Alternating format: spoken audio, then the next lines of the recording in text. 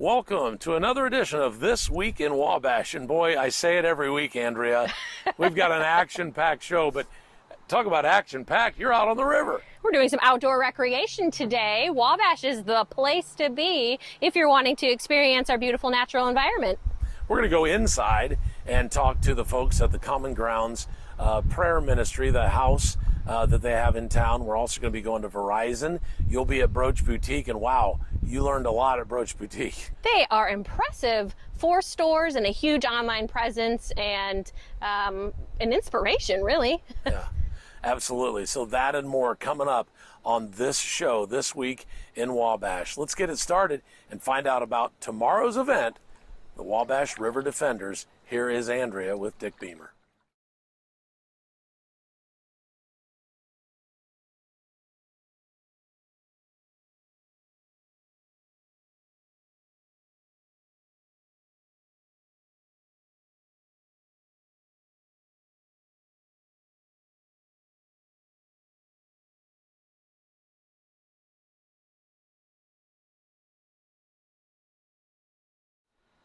You never know what you're going to find in the Wabash River. Check this out. Apparently we have clams in the Wabash River, and they used to be a big industry. They would harvest them and make buttons out of the inside of the shell. So let's hear some more about what else is at the Wabash River. We are down at the Wabash River with Dick Beamer, and he's going to tell us a little bit more about the Wabash River Defenders and the annual river cleanup that's going to be happening tomorrow. So, Dick, how long have you been involved with Wabash River Defenders? Since the beginning, 10 years ago. Okay, this is the 10th anniversary year. Mike Beecham and some of the guys got thinking about how it'd be nice to do a river cleanup for some of the river rats, and I'm one of them. And I figured, it sounded like a good idea, I figured there'd probably be 40 or 50 people maybe that cared about the river and knew much about the river. And we had 400 people that showed up that first year, and a lot of enthusiasm, and everybody seemed to have a lot of fun. And so a river rat is a person like you that loves the river. We don't actually have rats down at the river. Yeah, I don't know about you found a lot of odd things in your river cleanup days, probably. What are some of those things that when you first started, you were taking tons of trash out of the river? Yes, we were, and it's kind of gone down, partly because we've kind of cleaned the river up, but then on the other hand, we get, when you have heavy rains, we get stuff from upstream. Oh, okay. So there's always more stuff to clean up. Plus the fact that there are still people that don't care. Like right there is a energy drink, It blew in empty, from somewhere. and over here's a beer bottle and 2 pop bottles, and so it never ends.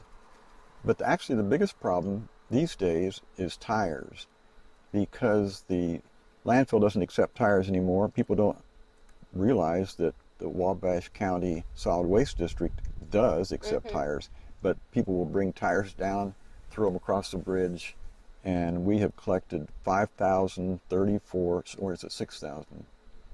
A lot. Remember. A lot of tires. over the last 10 years. I love that now you added a sign up at the top of this lunch so that people know that they can take their tires into the solid waste management. Sort of a proactive approach. You're not just reacting to people throwing their trash in the river. You're being proactive now and saying, hey, this is a natural resource. Let's use this in the way that it's supposed to be used. So if someone wants to volunteer, can they just show up tomorrow morning?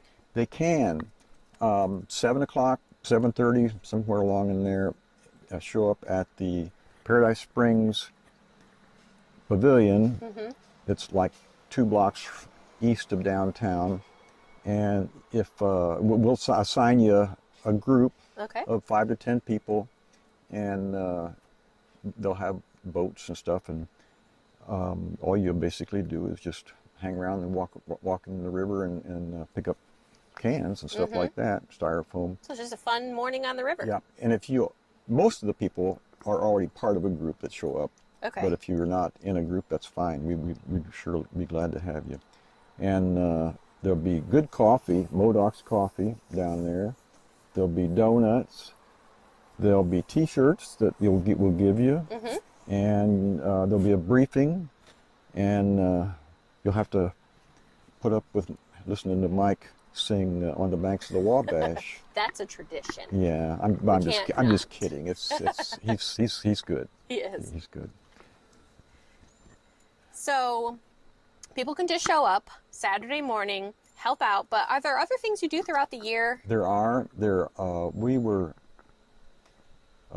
going over our, it was kind of a post thing, like a month later after the cleanup, we started thinking, what's the next step that we really, what we really need to do also is take a look at the invisible pollutants, like what is the quality of the water in the Wabash River. Mm-hmm.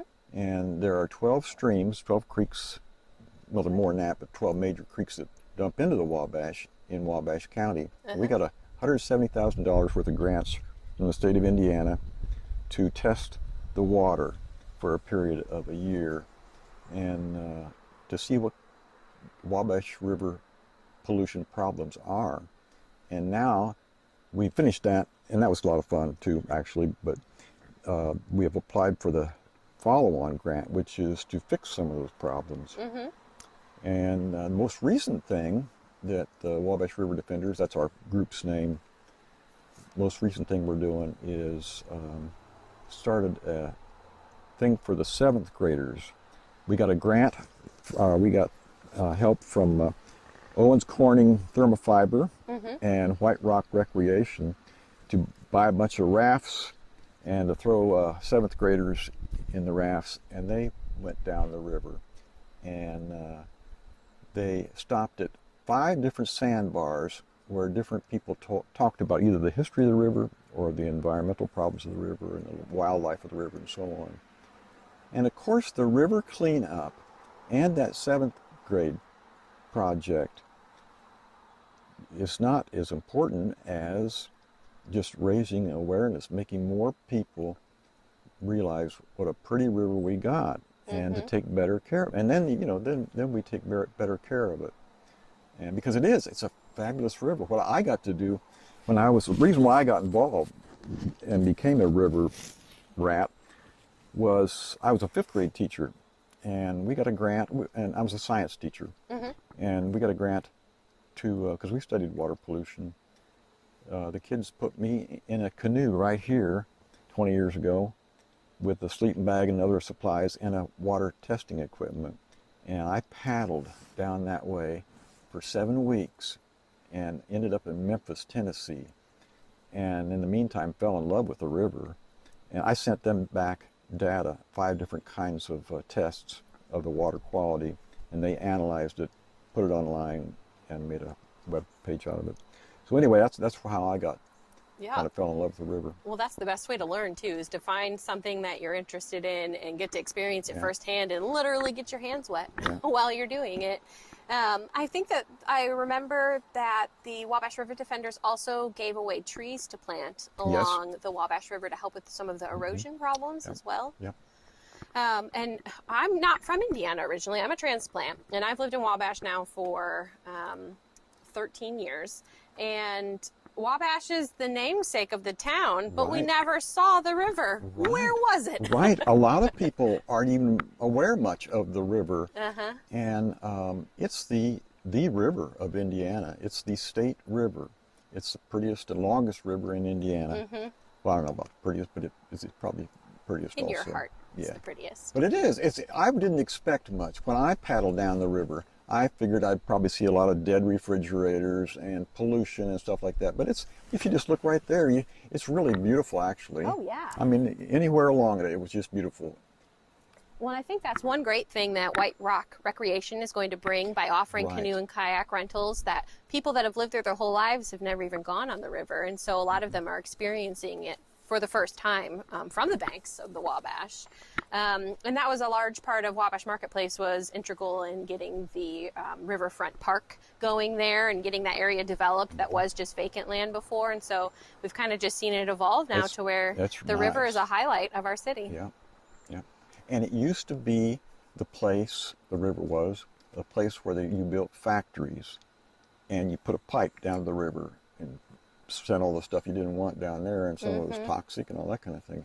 When I was a kid, 100 years ago, I remember crossing the Wabash bridge, the Wabash Street Bridge, and the rivers would stink. And I remember the smell because of all that stuff. Mm-hmm. Well, I've always been a little confused that the river's, its name means water over white stone, but the river hasn't been clear in a long time. Is that a problem that can be addressed, or is that? Well, it's difficult because of agriculture. We're not going to stop agriculture, and we don't want to. Yeah. So. But trying to get to a point where we're caring for our natural resources for future generations too. Yeah. Well, is there anything else that you would like the community to know about the Wabash River Defenders or the event tomorrow morning?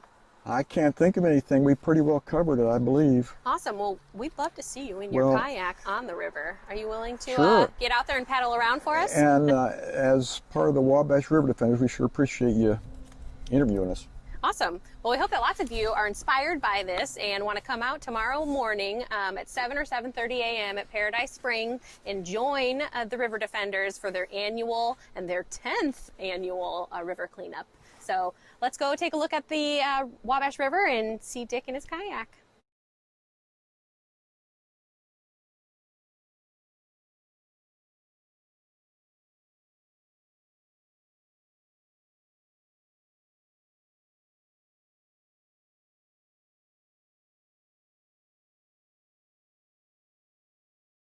Andrea, that was quite informational, and what a beautiful view we have of the river here. I am happy that this is my work day today. Yeah, and you're so right. You know, a lot of folks in Wabash just don't realize the treasure we have in this river running through here. Hey, I mean, it's the Wabash River. Yeah. You have to know it. Absolutely. You know, we're also very lucky to have Mississinawa and Salamone, the dams and the lakes there, just because we have a lot of outdoor activities that we can enjoy. Definitely. And right now, during COVID, that's so important that we can still connect with nature. Absolutely. And Dick was very grateful, or gracious, excuse me. He was grateful too for the interview, but he was gracious to give us that interview. So tomorrow ought to be a pretty busy time. Man, I had a really interesting time filming Pam Campbell interviewing Shirley Neal. So we're going to show you a little bit of that. Tell us where I'm going. Wade is going to head to Common Grounds, the new prayer house in Wabash. It's located on Hill Street, just across from the courthouse. And so tell us a little bit more about what you learned. Hi, this is Pam Campbell. I am at 78 West Hill Street. This beautiful home was built in 1900. And some of you may remember that Fred and Ann Hofer lived here for years. They were the owners of the Amico station down here on the corner for over 50 years. But since that time, it's changed hands several times, and it's currently the home of the Common Ground Prayer House. We're going to go inside, we're going to meet Shirley Neal, and we're going to find out all about this ministry. So come on in.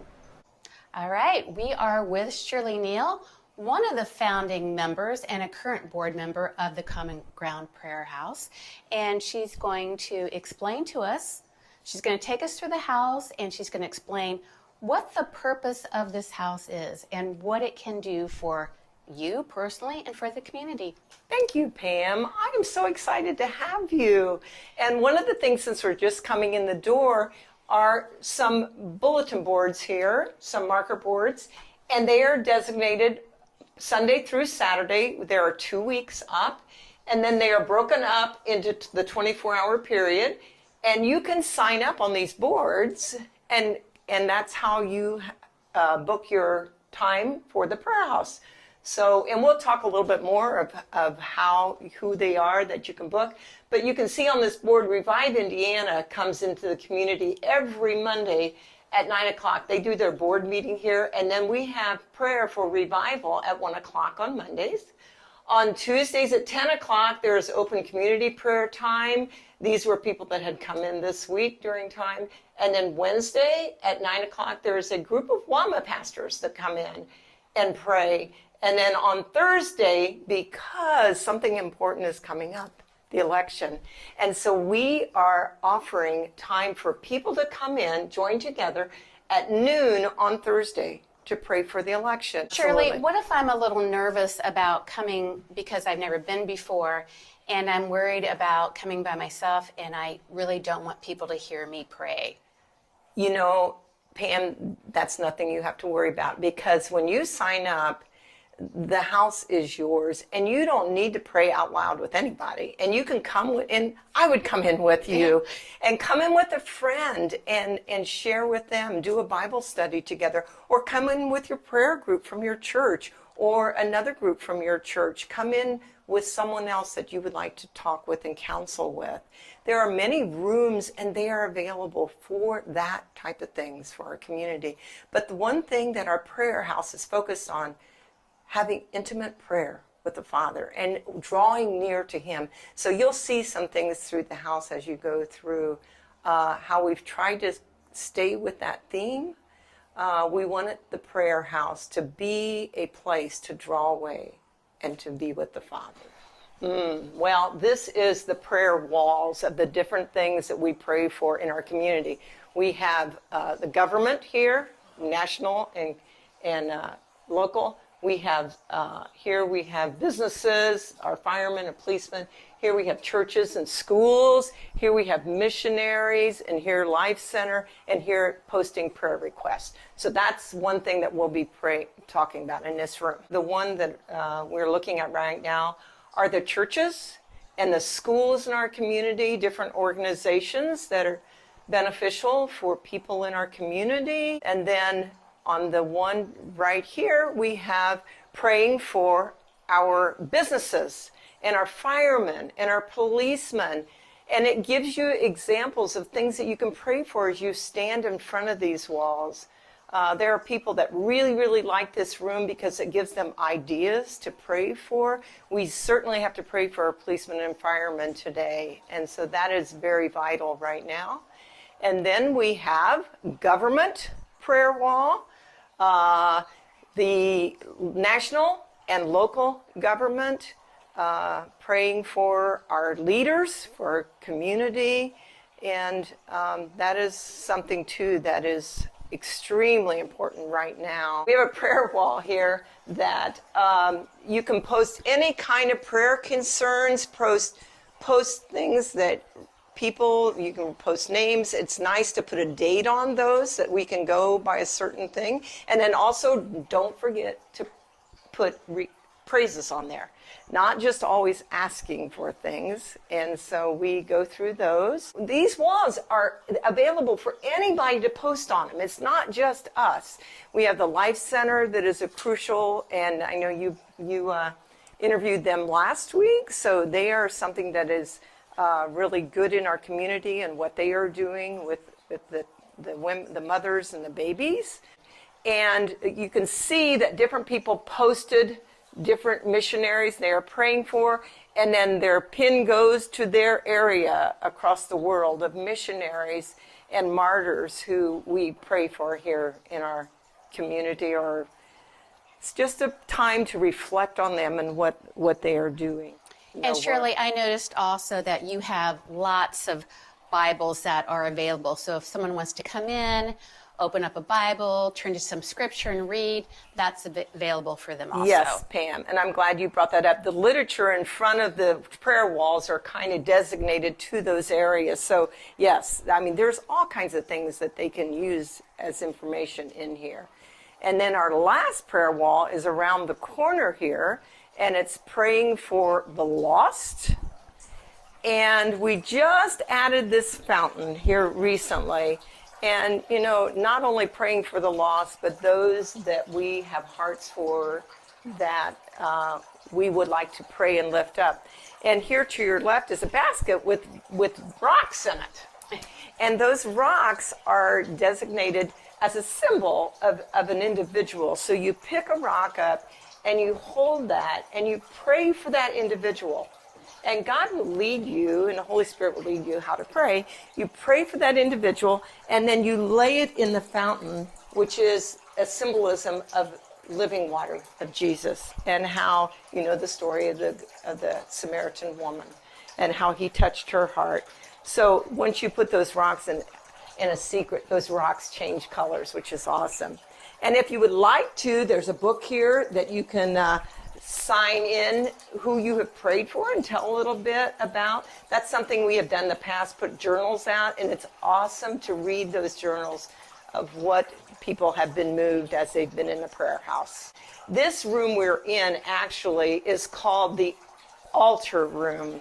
We wanted to have a special place to have set off as a very intimate, quiet place to draw near to the Lord. And so, I don't know, we've even considered putting up a curtain here to break this room off here, but it's just a room set off to be alone with the Father and come to Him. And so we thought the fountain was appropriate in here.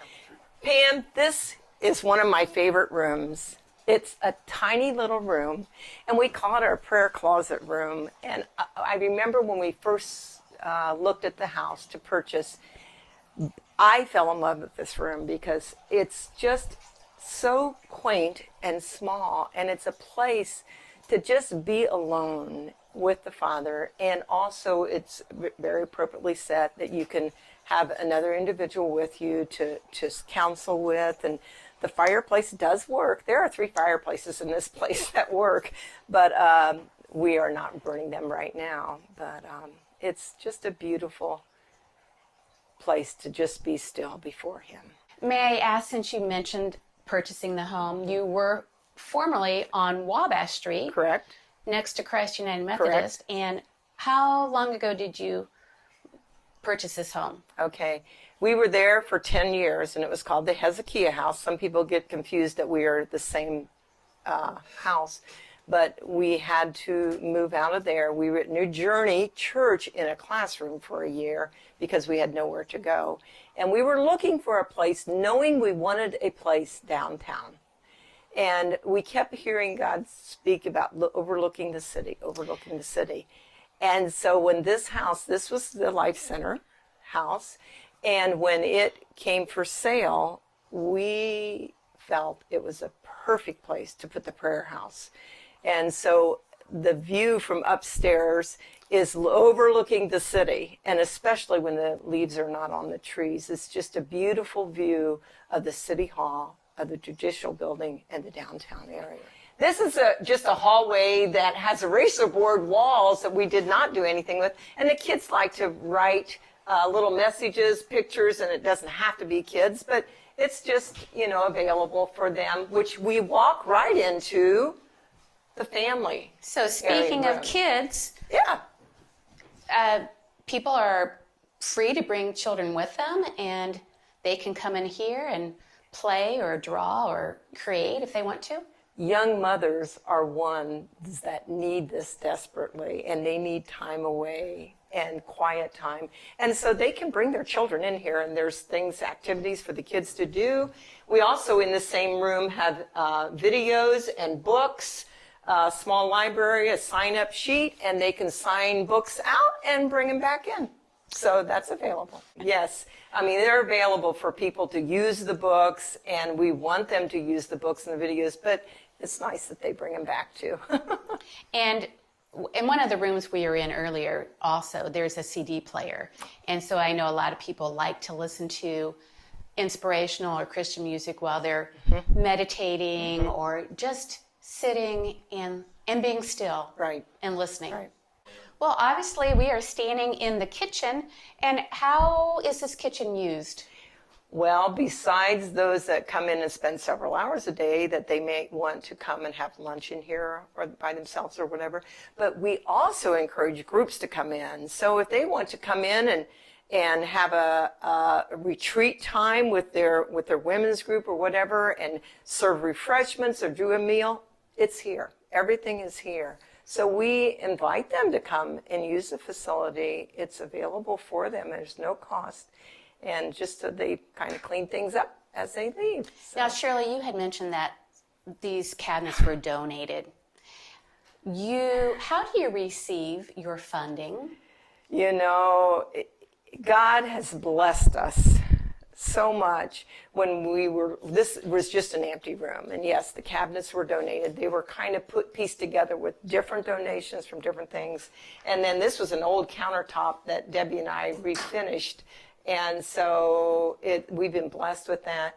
But the funding for the place to be able for us to pay our bills and things come from individuals or come from churches. We have donations. We used to do a fundraiser once a year, and we're going to do a fundraiser this year of a food booth, but we're not going to be able to do that with COVID. So God is blessing us, and our resources are coming in slowly. So if anybody wants to donate, that would be a wonderful situation. This painting was done, Pam, when we originally had our original open house at the Hezekiah House over 12 years ago. A man came in with buckets underneath, hands in these buckets, and there was a song going on, splashing paint everywhere. It was all over the place. And he just kept working he was kind of in front of it, working with his hands. And when the video was done and he was finished, he bent down, and here was this painting in front of us. And so that hung by the prayer lost wall for some time, but when we changed the house, we kind of changed it. But it was something very special. He reached on the bottom, pulled it down, and underneath it was another painting that he had done, and it's upstairs, I think, of Christ standing in front of the empty tomb. And it was just beautiful. It was very well done. I think the man was from Miami County. So that's something that's very special to us that we want to keep. We wanted to come back to this room. We're in the fountain room again, the altar room, and this is a view from out our window. And I just want you to kind of take notice of this view out our window. It's not one that we've been particularly excited about. So remember that window, because we're going to be talking about that next week, Pam. Okay. So Shirley, we're at the back entrance, the alley behind Hill Street, and this is really where people should come and park.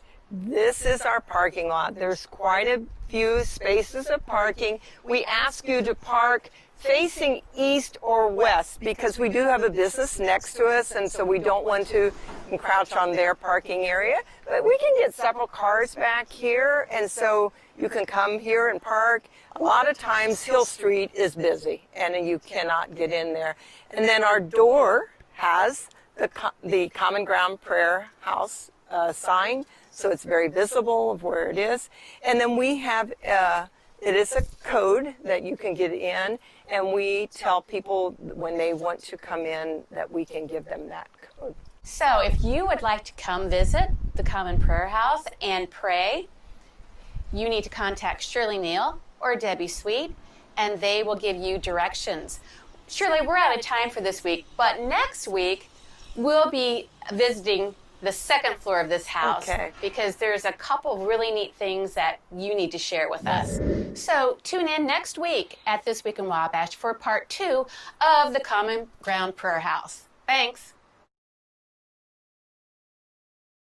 Hey, back on This Week in Wabash, Jason Callahan, Superintendent of Wabash City Schools, and I have our CFO, Matt Stone. I was trying to think of all his other duties, titles. You don't need those. And but we're here today at LH Carpenter Early Childhood Learning Center, and we're talking about more construction projects.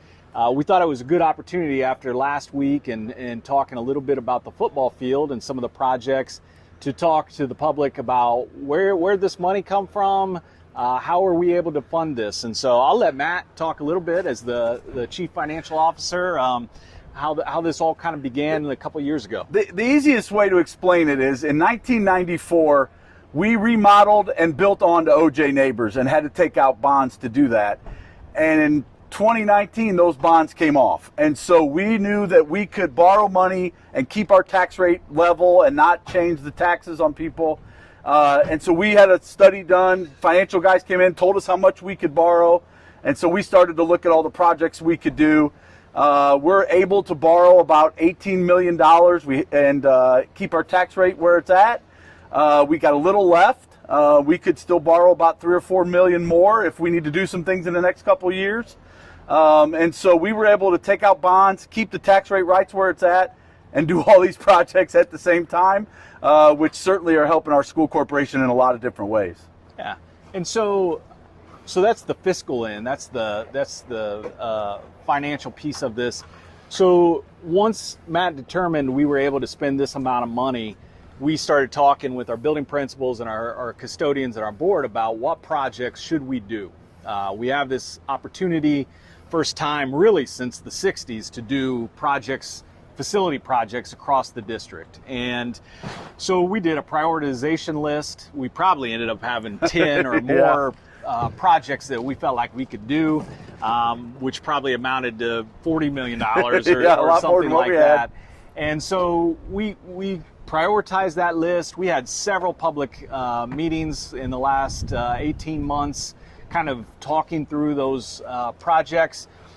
One of the things that we really wanted to be able to do, because OJ Neighbors, which is our K, and it also at one point in time housed our preschool, it's to capacity. And so as a K4 building, we wanted to grow our capacity, so we talked about building on at OJ Neighbors. The issue was we already had parking issues there. We already had cafeteria space. And so we thought, hey, we do have space at LH Carpenter where we had moved our preschool. And so we came up with the idea to go ahead and double the size of LH Carpenter, put in 8 classrooms over here if we could do it. And then by the fall of 2021, we would move our kindergarten over here, which would free up space at OJ Neighbors and allow this facility to continue to grow. And so that's what you see here. This back end will be the new space. It'll be 8 classrooms. We'll have some sensory rooms, some new office space. Then we're going to renovate. When that's all said and done, we're going to renovate this building, update it so that it's good to go for many years in the future. I think you can see actually behind you our new bricks coming in. We got that matched up, so it'll hopefully look like it was one building. And so we're real excited about this, Wade. Kathy Wilson is the director of our LH Carpenter Early Childhood Learning Center, and she told me yesterday we're nearing capacity already. So I don't know, maybe in 2022 we're looking to put 8 more classrooms on the back of it. But this was one of those projects that we felt like academically we really needed to get done. And so I think the other thing that's kind of cool about this, Wade, is we talk about moving away from those neighborhood schools. This is a wonderful community. We have the soccer field back here. We have great space, great neighbors. And so I think moving the kindergarten over here and having that pre-KK, it's going to be more like that neighborhood school again, something we haven't had in a while. And so we're real excited about the expansion of that, and we feel like there's plenty of room to continue to grow this programming. And this really helps us with OJ, because now it frees up room at OJ and it helps the crowd there in the cafeteria and all their space problems too. So it really helps us in both places. Yeah. Give a quick update on the other projects real quick. Yeah, so real quick, we are going to start turf the 1st of August. August 3rd. They did all the kind of curves around. If people are going by there right now, they see that today they did the concrete slab for the visitor side. We are going to have the lights are going to be going up here soon, and we're going to be ready for that first home football game on September 4th to be playing under the lights on turf field. So we're real excited about that. I think we end up finishing that 8-lane track 2 weeks after that first game, right? And so again, I know Mr. McQuirt's really excited about that, and I don't know if you want to update on Kuhlman expansion. And then Kuhlman, if you drive by, you see they're starting to build up the second floor of the balcony. They got the locker rooms, the coach's office, all roughed in, and so the plan there is about middle of September we should be able to get back in Kuhlman to play volleyball. They'll take down the wall that's currently there and have that new space there. We won't get in the locker rooms or the balcony yet, but at least we'll be back in the gym. So that we should be back in Kuhlman by the middle of September. Kitchens Plus Country Store. You're gonna love what you see.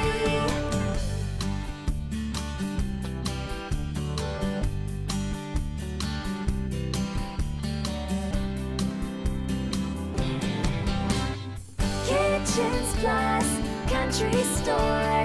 You're gonna love what you see.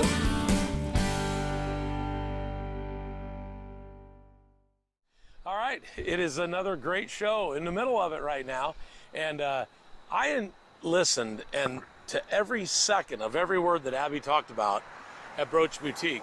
Man, she is, I don't want to call her a marketing genius, but for a small business, she knows what she's doing. She is an entrepreneur extraordinaire. Yeah, I mean, several stores, flower shop and all that. Andrea Zwiebel from Wabash Marketplace had an opportunity to find out what's going on at Brooch Boutique in downtown Wabash.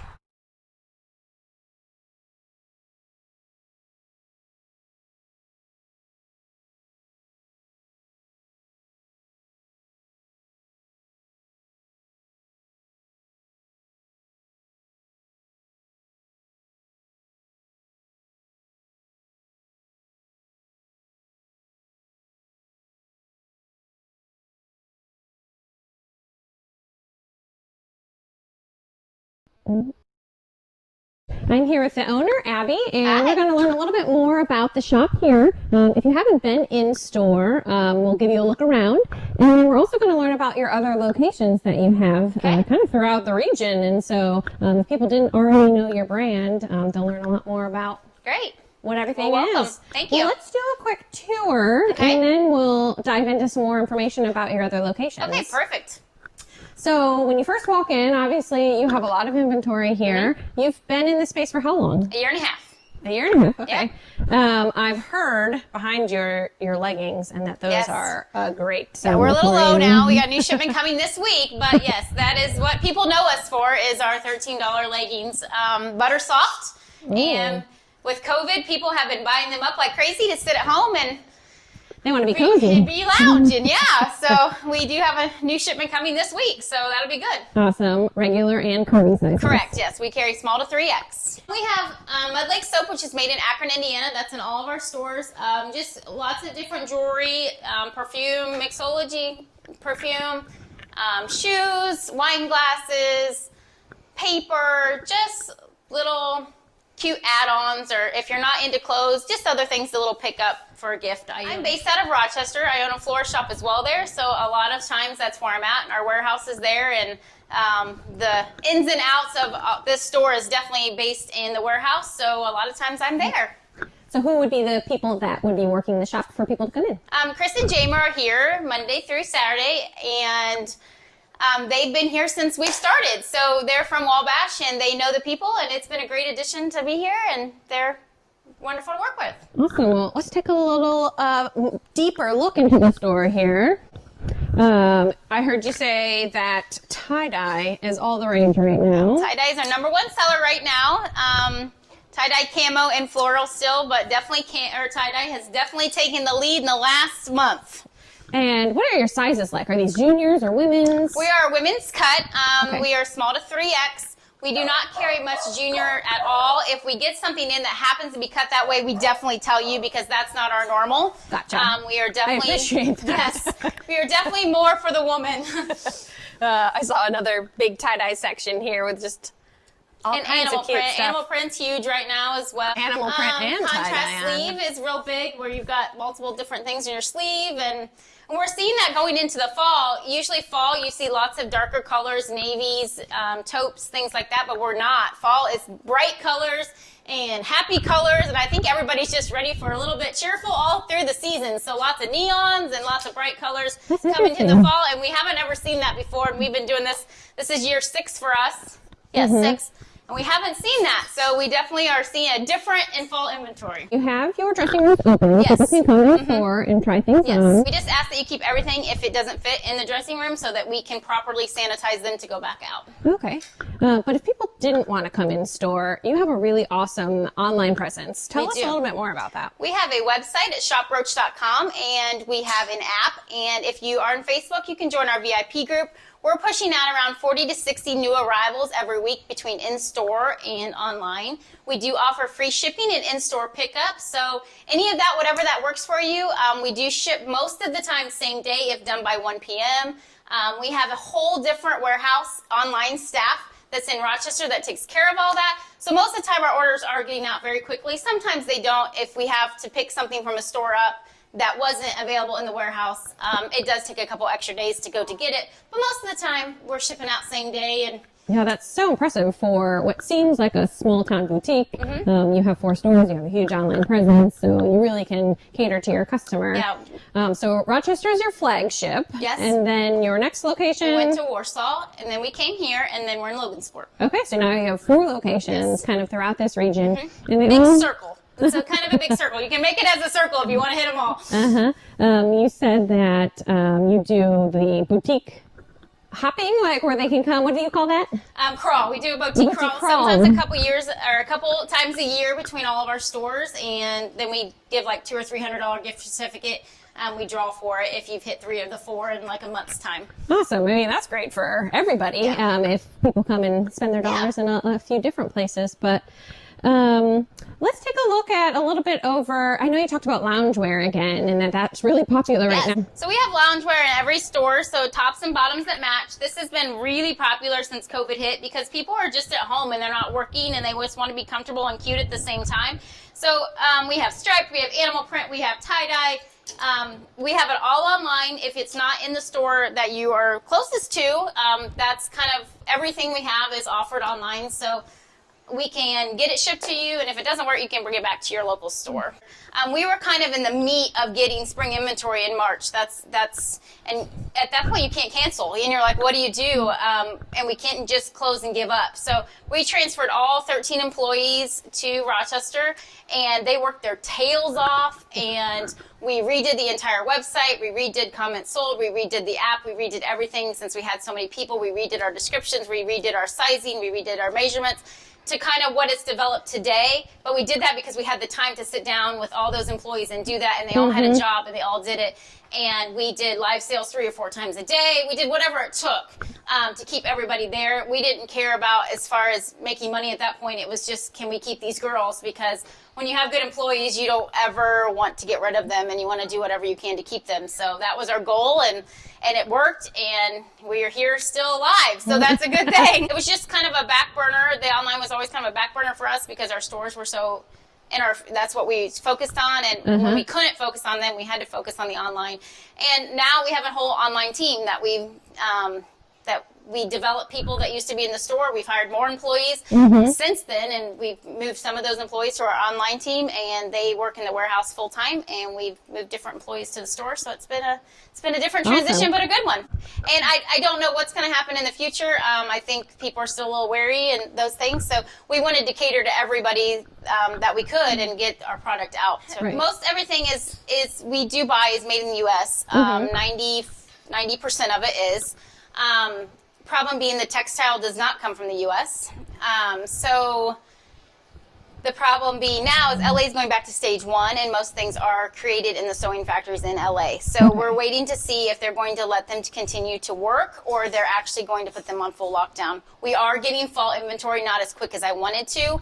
We're pushing it back about a month from where we normally are. Usually we're transitioning right now to complete fall, and we're not. We're still kind of getting summer inventory because of the delay.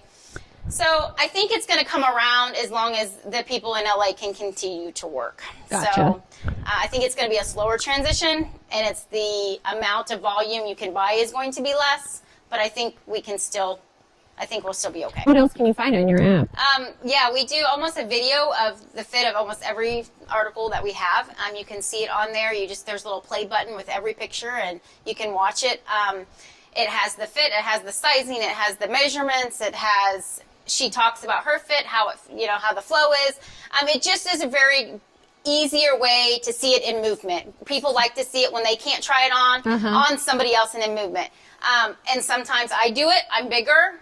The girl that normally does it, she's a 4'5". I'm a 10'12". So people kind of relate we both do it. And we have a curvy model as well. That's a 16'18", and she does it. So you can kind of see all different sizes on there and kind of how the fit is of different tops, because everything does fit different. We know that as a woman, that you can't walk in and buy a medium and this shirt and buy a medium and that shirt. So we like to try to give the movement so it's the easiest there is to buy it. So there's no hesitation that I can understand. I can see that on here, and I know that's going to fit me too. So on Facebook, we have Broach Boutique VIP group, and that is basically first dibs on everything. Everything kind of pushes to there first.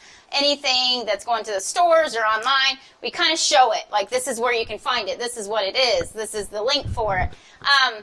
We have around 6,000 members in it, somewhere around there.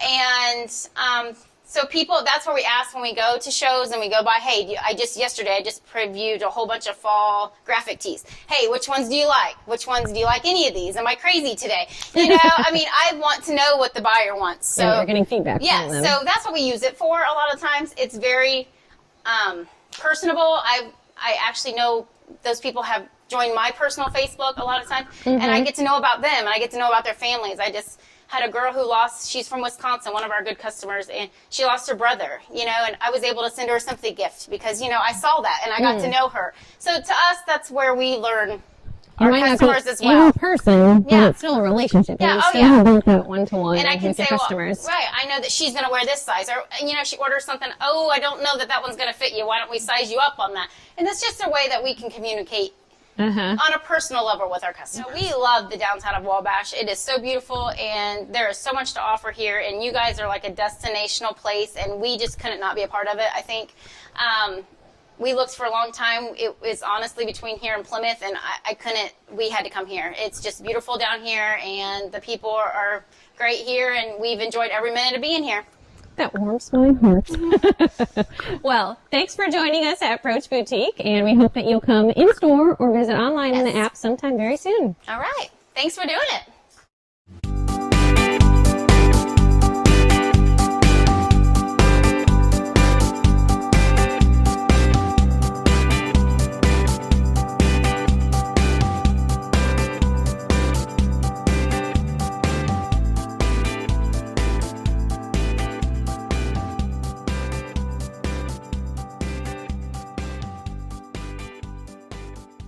So I'm on one of the many walking paths here in downtown Wabash. This is one that connects all the way down to Paradise Springs. If you take it just a couple miles, you'll have a nice little exercise here. Of course, they're paved and wonderful for the little kiddos too, if you need to bring them out on their tricycles or in a stroller. I just love downtown Wabash. There's so much to look at. Did you know that there is an RV park even in downtown Wabash? Here at the corner of Smith and Carroll Street. The city owns this RV park. It's super affordable. If you know anyone coming to town and want to do a little camping or bring their RV into town, tell them to contact the Wabash City to get more details about that. And coming up next, I know Wade has another segment for you on this show, and you have a choice in your cell phone providers. He is out at the Verizon store to learn a little bit more. Welcome back to This Week in Wabash. And we are at the Verizon store in Wabash. It is the wireless zone, your Verizon retailer. And Brian McMeeking is with us. Thanks for letting us come in. Yeah, thanks for coming in.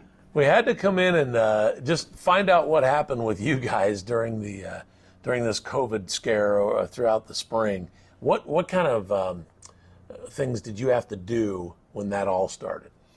Well, March was pretty much a bummer. Business pretty much shut down, but we did keep the store open because we are an essential business.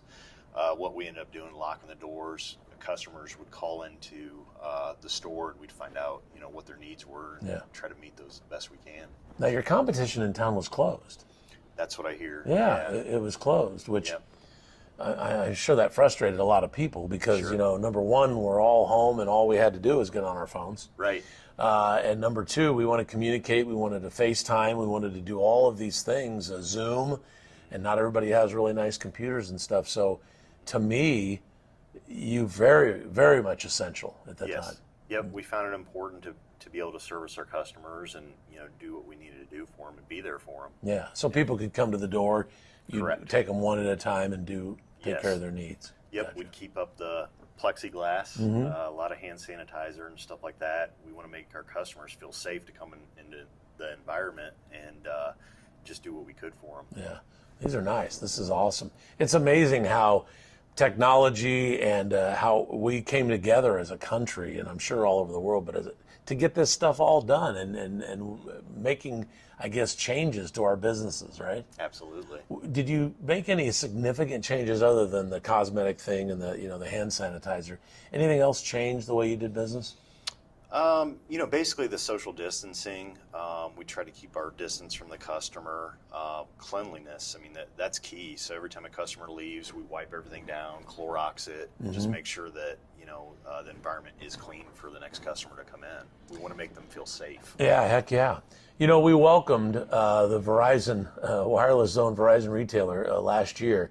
Very much welcomed it. Just to, number one, give us some competition here in the community, but also Verizon, over this COVID thing, has some pretty cool announcements. You guys discovered that the towers and things are changing life for you. Yes, this has been the biggest change for our business, but for Verizon in the area, they lit up downtown. So, coming into this, Rachel and I, we knew there would be challenges, and that seemed to be the biggest one. But once they lit up that tower, the service is wonderful downtown. Absolutely. The data speeds are fantastic. So it's been very well received by our customers, and I think that's going to be one of the biggest changes for us, is just really lighting up the whole area and making sure that the service is great for our customers. Absolutely. Now again, we'll go back, I guess, but this is Brian McMeeking. Rachel, he speaks about as his wife. You guys have a couple of different businesses, but you also have several locations of a Verizon wireless zone Verizon retailer, right? Correct. Yeah. Okay. Yeah. So this was our third location, but we have a store in Columbia City, Indiana, and Fort Wayne, Indiana. Okay. And we're looking for a fourth. So no kidding. Yeah, I can't let on that, but we are looking at a fourth. That's fine, as long as you stay here, man. Yeah, absolutely. Yeah. Yep. Well, we want to kind of take a look around, and you're going to introduce us to your new manager here, Yes. new store manager. Definitely. And that's something that you didn't have when we were talking to you Yes. during the live broadcast. And also, we're going to talk about some exciting things coming up that you're going to do for the community in a little bit. Definitely. All right, very good. So let's take a look around. Yeah, so Wabash, I would like to introduce my store manager, Derek Cecil. He's been with us since January. He's former military, but he's made all the difference in the store. So, how's it going, Wabash? Locally owned and veteran ran. yeah, love it, love it. So, as far as the store, it's not a huge store, but we do have everything for your wireless needs. So this wall is going to be all of our live displays, and we have it separated by Android and Apple. So you'll have some basic phones, that type of thing. We are a really big reseller of Samsung. So for your Android needs, I think it's second to none. We have your entry-level smartphones. We have your flagship smartphones. We have your Apple devices. Yep. Our ticker, I really love this up here. It goes over all of our promos that we have existing. So customers like to see that. Down in some of the other sections, we have all of our accessories, our tablets. We are starting to get more into Google, our smart home. Derek actually loves those products. He has them at I home. have my whole house filled up with smart home. I can turn all my lights on and off. And then we also have the car mounts. Since we now have the new law in Indiana, you have ones that do charge and do not charge, and they magnetically connect to your phone as well, so you don't have to stick anything permanently to your device. As far as accessories, tons of brands that we have, but we separate it all by Apple and Android.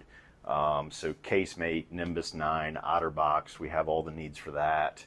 Working down here, we have all your charging products and all that stuff. So USB-C, micro USB, Lightning, assortment of sizes as far as 3 foot, 6 foot, 10 foot. So customers love these products. Some helmets really cool. They were actually on Shark Tank. So it's a product that's made in the U.S. A lot of customers like that. And we do warranty them in store, so customers love that as well.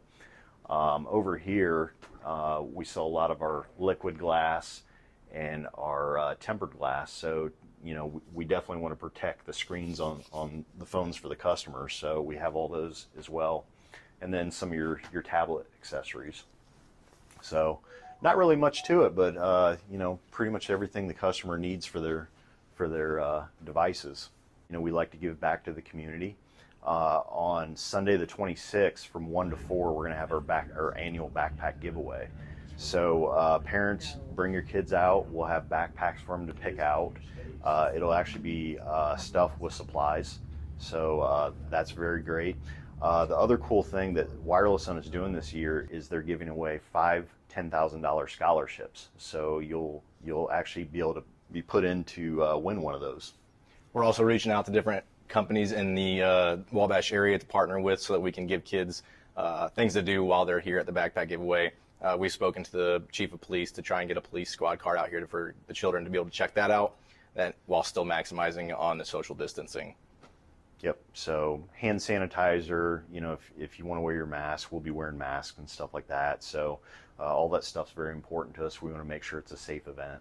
Stop in and see us at Wireless on Wabash. We're located next to Dollar Tree at 1465 North Cass Street. Our hours are 9 a.m. to 6 p.m. currently, Monday through Saturday, and then Sunday 11 to 5. Hi, I'm Andrea Zwiebel, and last week we were here at Eagles Theater inside the film editing suite with Teresa Galley, learning more about some of the arts and education programming that's been going on during quarantine and now during the summer. And today we have Christy Unger with us, and she's going to talk a little bit more about the arts integration programming that are in the works right now for the fall. So we don't know yet what's going to happen with coronavirus and if you're going to be able to go back into schools. And so what are your plans so that arts integration can still happen? You're right. There's a lot of uncertainties, but what we do know is that we are just moving on full steam ahead. Okay. And so that's super exciting for us. As part of the educational outreach program, we've always brought teaching artists into the schools in many different counties through our arts integration residencies. And our teaching artists would go in the fall for 2 lessons in each classroom, and then again in the spring for another round of 2 different lessons. And so because we don't know what's going to go on and what we'll be allowed to do and how things can go into the schools. Exactly. I've started working with our teaching artists, and we've been working throughout the summer to transition the lessons that we would normally deliver in the classrooms to online lessons. And so we surveyed our teachers, and the teachers said, yes, we really still want to work with you. We value what you bring to us. And so they gave us some suggestions. And one of the suggestions was when we think about virtual programming, thinking about building some of our modules as shorter lesson segments. Because when we're thinking about kids' attention spans, they're a little bit shorter virtually than they are in person. And so we are in the process of bringing all of our teaching artists in. They work with me and we do some pre-production work and meetings and think about how we can build their lessons, still covering the same English language arts standards and still using the arts, so theater and music, for the students to demonstrate their understanding of the core curricular material. So yes, it's very exciting. And nothing you've ever done before, right? I mean, you haven't had to do pre-production meetings to launch virtual classes. No, the artists and I, it's not uncommon for us to get together over the summer and kind of think about what we did in the fall, make some tweaks. We're always tweaking things. Right. I mean, any good teacher reflects on what they've done and goes about it maybe a little bit differently the next time. So that's not new. But the idea of filming it is certainly new. Well, it's awesome that we have these beautiful editing suites now at Eagles Theater that just didn't exist a year ago, and so the timing is quite perfect. Yes. But tell me a little bit more about, this is Sarah Fadel. What does she bring to the classroom and how is she integrating? Sarah Fadel is our 3rd grade teaching artist, and Sarah uses, this is actually a new lesson for her this year. She is studying the English language arts standard of character traits, and so specifically determining a character's trait within a story and then how that character's traits impact the plot of the story, kind of how the story unfolds. And so Sarah has such a passion for musical theater, and so she's bringing in the Broadway musical Cinderella and some of the songs from that musical, and so she's singing those, she's doing some performance, so she's using music and theater to actually teach the English language arts standard, but then she's also teaching the students how to use theater to demonstrate an understanding of the English language arts standard.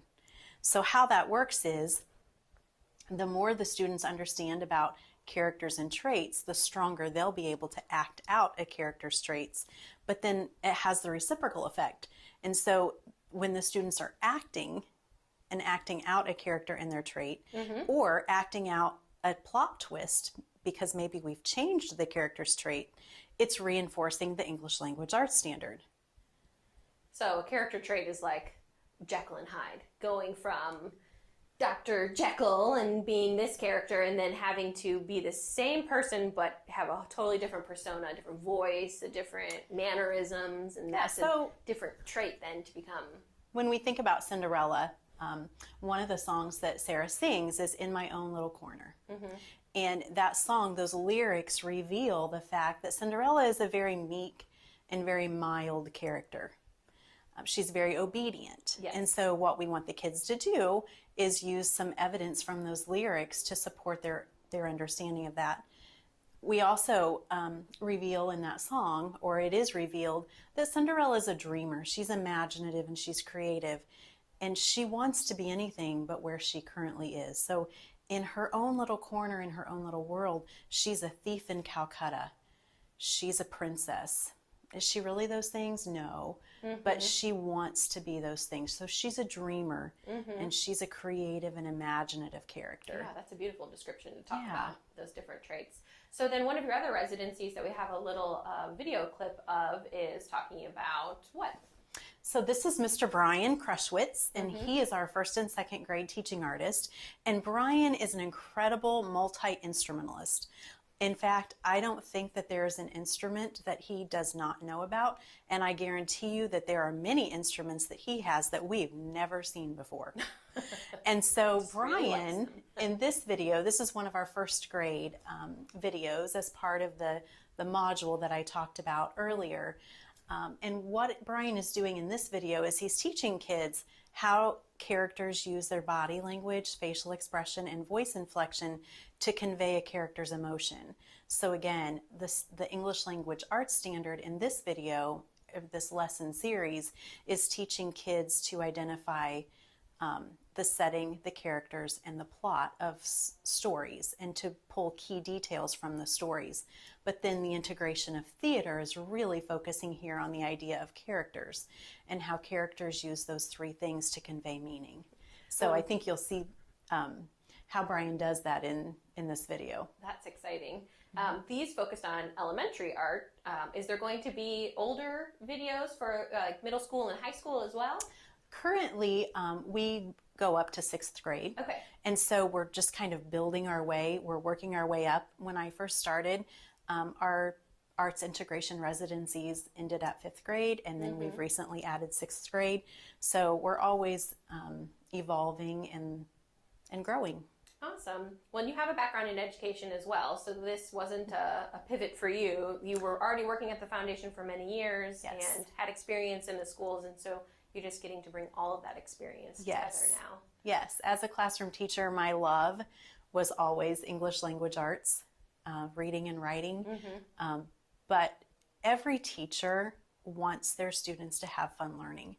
Every single teacher wants learning to be fun. And so it's great, it's fun for me to be able to take my love of teaching, integrate it with the arts, and just bring another avenue in for the students to learn. Awesome. Well, thank you, Christy, so much for telling us more about what's coming yet this fall and how the Honeywell Foundation continues to pivot and make virtual opportunities available. Up next, we're going to talk with Kathy Gatchell and learn a little bit more about how the Honeywell Foundation is making all of this happen. That's right.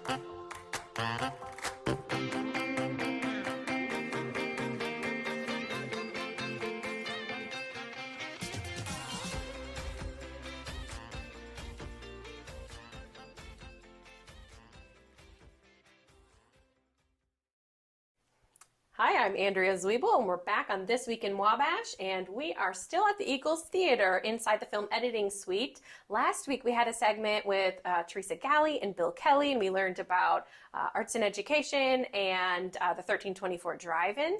And then we also got to chat with Christy Unger this week and learn more about arts integration and what's going to happen in the classrooms in the fall. And so now we have Kathy Gatchell here with us to talk about how all of this happens. And so you're the Vice President of Development and Marketing for the Honeywell Foundation. Yes. So there is a lot that happens at the Honeywell Foundation. Just in this segment, we talked with so many staff about different things. We haven't really talked a lot about Eagles Theater, though. And is it open?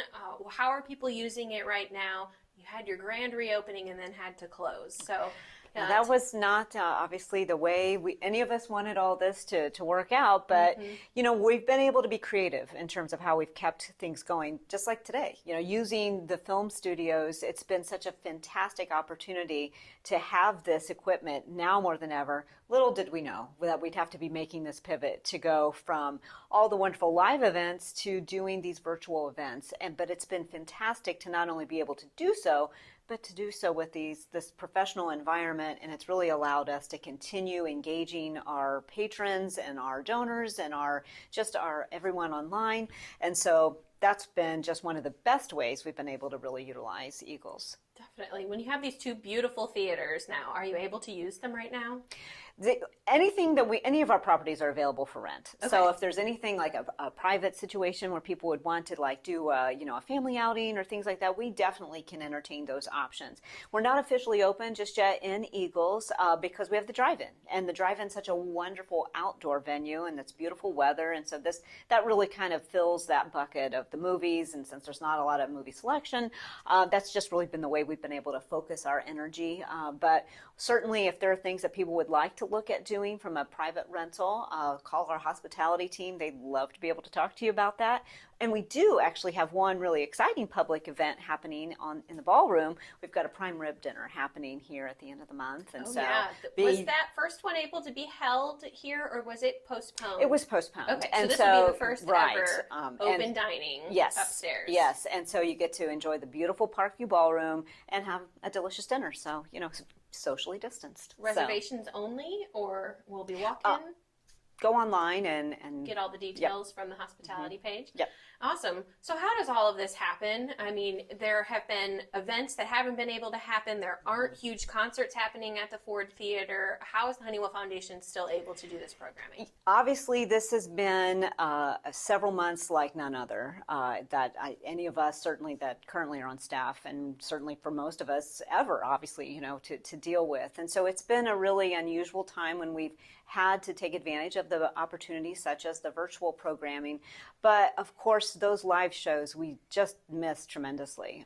We not only miss because of just how much fun and the engagement, but just what an important part of what it was for our organization and how we function. And so now more than ever, donor support is so important. We're a nonprofit. 100% of your donation is tax deductible when you make a gift to the Honeywell Foundation. But that always has been kind of the lifeblood of the foundation. It's always great to have the shows come in. It's always great to have all of our programs. But in the end, what really, the gas in the engine are those donations. And that's what really ensures that we can continue, and that's what we rely upon. And so, yes, now more than ever, if you're able to make a gift, we would sure love it. Awesome. And I think that's something that people might forget, is that you are a nonprofit organization, because they think of you as a movie theater or as a drive-in or as a concert hall, but that's the mechanism that is supporting all of the efforts. So we have here the website pulled up for the Support Us page. It's really easy to make a donation to the Honeywell Foundation. Just visit the website, honeywellfoundation.org. Or, of course, you could always call Kathy Gatchell, and she'd be happy to talk to you. Email, text, you name it, so. Awesome. Well, thank you so much for joining us, Kathy, and we're so glad that the Honeywell Foundation is coming through this pandemic, and that we'll be continuing to see more events in the future. Well, thanks for having us, and thanks for stopping by and checking out the studios. Of course, we would love to be at Eagles Theater for more future filmings once things ramp back up, so we'll be back in touch. Sounds good. Awesome. Thanks for joining. Back with another update, back to school. One of the things we talked today, I'm on the YMCA board, and we were talking about the governor's recent order about masks starting on Monday. And so, as I've continued to say to parents, and I think we've said on our website and all our messaging, please be patient, and things are real fluid, and the masks are one of those things. I feel like our plans had already been in place, that our staff were already masked. Our kids were really encouraged, and especially when social distancing couldn't be achieved. And so I don't see this being much different for us at Wabash City Schools. But we're ready to go. Registration, I would continue to urge parents to get their students registered. In the registration process, they can either opt for the traditional setting or they can do the online setting. There's also information about this on our website. We did all of our reopening plans at the Monday Night School Board, and families can check that out at my YouTube, Jason Callahan YouTube channel. And it's about an hour and a half long, I believe. But all the information's there, or they can just contact us or their child's building directly. But we're ready to go, Wade. We want to see our kids back. Check back every Friday throughout the school year for updates on This Week in Wabash. Andrea, we did it. Another show, and full of information. I feel like we've been doing this for so long. I can't even keep track anymore. I'm trying to remember, because I post the videos individually a couple of weeks after they air in the full show. And it's hard for me to figure out, like, okay, what date were those? What date were these? But I think I just posted this week the ones from June. I don't even know, see? Like I said, I don't know. You can't even keep track. No, but I'm trying to keep up with it. But so make sure you look in a couple of weeks. You'll get to see these individuals as they come out. But we thank everybody that has allowed us to kind of get into their lives. It's been a lot of work, but a lot of fun. And I think people like having the local news to hear what's going on. It's just so much, it's hard to keep track of. It's interesting. The very first time, I think it was Maria from the Eclectic Shop said she was watching something, and she saw where people were in downtown or in places in other cities doing little short segments on the individual businesses. And I'm like, I wrote in, I'm like, I'm going to do that. I was already thinking about doing that. And Andrea types in, I think I should do it with you. Yeah, let's partner. I'd love to partner. So we've had a good time. It's the Wade and Andrea show. Oh, yeah, we're going to get a jingle. We're going to get a jingle. I'm going to make that happen. All right. So anyway, we've got a pretty good show next week, too. I'm going to be part 2 of the prayer house. We had way too much information to give you, but we'll go back and do a little bit more from there. And I'm going to go to Schlemmer Brothers. Okay. Check out, they did some beautiful restoration on their facade. I don't know if you noticed when you've been driving by, but they've also been making some changes inside too. Okay, very cool. And also, we're going to be talking to another couple of places. One of them is Hunter Law, and they've been doing a lot of Facebook stuff, especially during COVID. They were all geared up and ready with their open house and ready to go. And then they couldn't, but they've been kind of keeping up with Facebook. Mm-hmm. They said they're going to do a grand reopening. Yes. To try and get people aware that they have a new storefront here in Wabash, and they'd love to be helping out new clients in estate and elder law. That's awesome. And I'm not ready for one yet, but maybe a haircut is in store. You got to do all your little nails and primping. Center Court Barbershop is where you're going to be next week, too. Yeah, I'm excited to get in there and talk with Jeff Leslie and learn more about how it's been going now that they're appointment only. Yeah. I say that and more because there's always a possibility we add more as we go. Make sure you tune in for This Week in Wabash again next Friday and every Friday at noon on 1059thebash.com. In the upper right-hand corner, it says This Week in the Bash and all of our Facebook pages. Thanks again, Andrea. No problem. It was a great time. Andrea Zwiebel from Wabash Marketplace. I'm Wade from 1059 The Bash. Have a great weekend. Catch you later.